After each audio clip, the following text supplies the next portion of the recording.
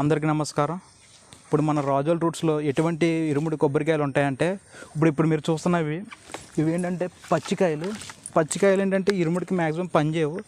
ఇరుముడికి ఎప్పుడూ సరే ఇలాంటి మెచ్యూర్డ్ అయిన కాయ అయితే యూస్ చేస్తే చాలా మంచిది. ఎందుకంటే ఇది కంప్లీట్గా అయితే హార్వెస్ట్ అయిన తర్వాత పడిన కాయ ఇది న్యాచురల్గా ఇదైతేనే బెటరు. ఇదైతే ఒలిచే విధానం ఇది చూడండి ఎలా అయితే ఒలుతున్నారో. ఇక్కడ నుంచి వచ్చిన తర్వాత అంటే ఎప్పుడైతే మీరు ఆర్డర్ చేసుకుంటారో డైరెక్ట్గా ఫామ్ టు హోమ్ అనమాట. ఇంకెక్కడ ఉండదు, స్టోరేజ్ అనేది ఫ్రెష్గా ఉంటుంది. కాయ కూడా డ్యామేజ్ అయ్యే ఛాన్సెస్ కూడా చాలా తక్కువ ఉంటాయి.